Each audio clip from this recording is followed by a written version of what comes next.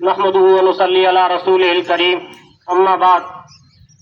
मोहतरम उलमाए किराम, मेहमानान इज़ाम और अजीज तलबा, आप जानते हैं कि आज हम जमा हुए 15 अगस्त 2025 को बरसों से इस जात को हम मना रहे हैं, उन शहीदों की याद हम मना रहे हैं जिन्होंने इस देश की आज़ादी की खातिर अपना खून बहाया है। 15 अगस्त 1947 को हमारा मुल्क अंग्रेजों की गुलामी से आजाद हुआ। एक वक्त में हमारे हिंदुस्तान को सोने की चिड़िया कहा जाता था। अंग्रेजों ने अपने नापाक मंसूबों से इस देश पर कब्जा जमाया, अपना राज जमाया। हमारी मजहब की आजादी छीननी चाहिए, हर तरह के हमारे हुकूक छीनने चाहिए। हमारे जो है असलाफ पर जुल्म किए गए, उस वक्त जो है हमारे असलाफ उठे, अंग्रेजों के जुल्म से इस देश को आजाद कराया। 15 अगस्त 1947 को हमारा मुल्क अंग्रेजों की गुलामी से आजाद हुआ। आजादी की जो भारी कीमत दी है, बहादुर शाह जफर, झांसी की रानी, अजीमुल्लाह खान, सुभाष चंद्र बोस, भगत सिंह, गांधी जी, नेहरू जी, मौलाना अबुल कलाम आजाद, मौलाना कासिम नानूतवी, मौलाना अशरफ मोहानी ने, इसी तरीके से बहुत सारे हमारे असलाफ और बहुत सारे बिरादरान वतन हमारे साथ शरीक थे। इन्होंने अपना खून बहाया और हमें जो है अंग्रेजों की गुलामी से आजाद कराया। अंग्रेजों का जुल्म हद से ज्यादा बढ़ने लगा। उन्होंने तरह तरह की हमारे मजहब पर पाबंदियां लगाई, हम पर जुल्म सितम किए गए। उस वक्त सन 1800 में हमारे एक धर्म गुरु थे, हमारे एक मौलवी थे, उन्होंने एक फतवा निकाला जिस तरीके मुसलमानों पर अल्लाह और रसूल सल्लल्लाहु अलैहि वसल्लम पर ईमान फर्ज है, नमाज और दूसरे जो है इस्लाम के अरकानात फर्ज है, इसी तरीके से अंग्रेज से लड़ना भी फर्ज है। शाह अब्दुल अजीज मुहद्दिस देहलवी से जिन्हें हम याद करते हैं, जिन्होंने सबसे पहले जिहाद का फतवा अंग्रेजों के खिलाफ निकाला और हमारे उलमा ने अंग्रेजों से जो है जंगें लड़ी। और तारीख लिखने वाले लिखते हैं, इतिहास लिखने वाले लिखते हैं कि दिल्ली से लेकर सहारनपुर तक कोई दरख्त ऐसा नहीं था जिस पर किसी आलिम की लाश न लटकी हो। हमारे असलाफ ने इस देश की खातिर खून बहाया है, इस देश की खातिर अपने बच्चों को यतीम कराया है, अपनी औरतों को बेवा कराया है, तरह तरह की कुर्बानियां दी है, तब जाके ये आजाद हुआ है। आज मुफ्त में मिली आजादी की हमें कदर नहीं है और हम जानते भी नहीं है। इसका जो है मुख्य कारण है कि हमारे अंदर तालीम की कमी, हमारे अंदर शिक्षा की कमी। और हम तो उस किताब को मानते हैं जिसकी पहली किताब जो है उतरने वाली वो तालीम के बारे में है। कुरान करीम की 6666 आयत में सबसे पहले जो आयत उतरी है वो तालीम के बारे में है, वो शिक्षा के बारे में है। इक़रा बिस्मि रब्बिकल लज़ी खलक़, पढ़ अपने रब के नाम से जिसने इंसान को पैदा किया। अफसोस की बात है और सद अफसोस की बात है, उस किताब को मानने वाले हम जिसकी पहली आयत इक़रा से शुरू होती है, जिसकी पहली आयत तालीम से शुरू होती है, उस किताब को मानने वाले हम हैं और हमारे अंदर ये जहालत कैसी। तालीम के बारे में बहुत आया है हदीसों में, कुरान के अंदर हमारे नबी सल्लल्लाहु अलैहि वसल्लम ने फरमाया, तलबुल इल्म फरीज़तुन अला कुल्ली मुस्लिमिन व मुस्लिमा, जरूरत के मुताबिक इल्म हासिल करना हर मुसलमान मर्द और हर मुसलमान औरत पर फर्ज है।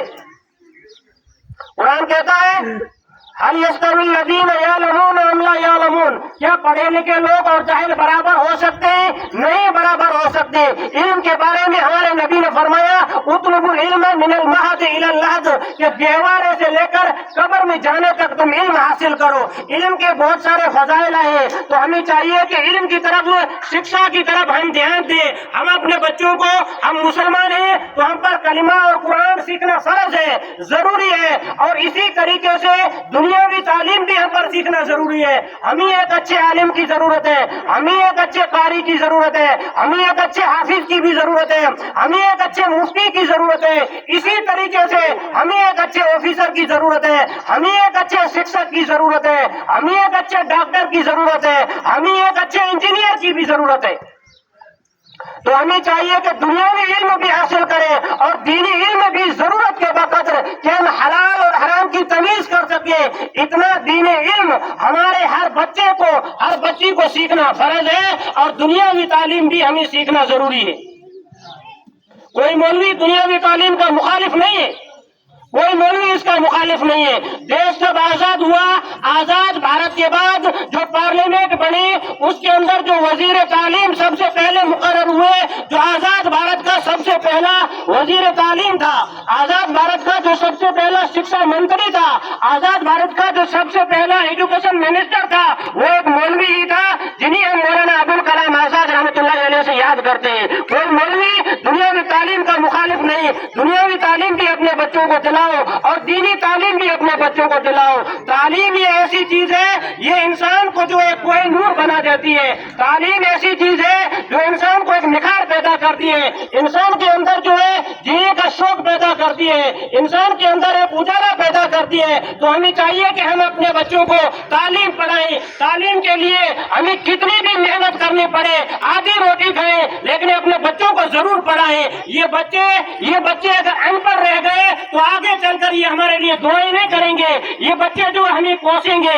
اس لیے اپنے بچوں کو مدرسے میں بھی پڑھائیں، اور مدرسے کے ساتھ اسکول رہتی ہے، اس میں دنیاوی تعلیم بھی پڑھائی جاتی ہے۔ وقت کی پابندی کے ساتھ اپنے بچوں کو مدرسوں میں بھیجیں، اسکولوں میں بھیجیں، اور بچوں کی اچھی تربیت کریں، انہیں دین سکھائیں، انہیں اچھے اخلاق سکھائیں۔ اور بچوں سے میں یہ کہنا چاہتا ہوں، اپنے ارمان بلند رکھیں، اپنے حوصلے بلند رکھیں۔ آپ کو سب کچھ بننا ہے، ایک نیک مسلمان بننا ہے، ایک اچھا انسان بننا ہے، خدمت خلق کرنا ہے، لوگوں کی سیوا کرنا ہے، لوگوں کی خدمت کرنا ہے۔ ہمارے نبی صلی اللہ علیہ وسلم نے فرمایا الخلق عیال اللہ، ساری مخلوق اللہ کا کنبہ ہے۔ انسانیت کا درد جو ہے ہمارے دل میں ہونا چاہیے، انسانیت کی محبت ہمارے دل میں ہونی چاہیے، اللہ کی مخلوق کی محبت ہمارے دل میں ہونا چاہیے۔ تو میں وقت زیادہ نہیں لیتا آپ کا، اور جو ہے انہی باتوں کو ہم سب کو دھیان میں رکھنا ہے کہ بچوں کو تعلیم پر ہمیں زور دینا ہے۔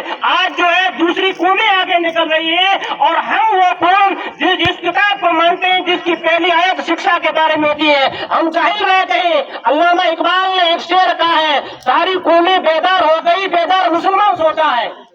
ساری قومیں بیدار ہو گئی، بیدار مسلمان سوتا ہے۔ یہ ہمارا ایک قلب مومن میں ایمان سوتا ہے۔ وہ مسلمان جو جگا رہا تھا سب کو، وہ آج سو رہا ہے، وہ اپنے بچوں کو ان پڑھ رکھ رہا ہے، وہ اپنے بچوں کو جاہل رکھ رہا ہے۔ تو ہمیں بیدار ہونا پڑے گا، تعلیمی بیداری پیدا کرنی پڑے گی، اپنے بچوں کو پڑھانا پڑے گا، اپنے بچوں کو جو ہے ایک اچھا انسان بنانا پڑے گا، انہیں ایک نیک انسان بنانا پڑے گا۔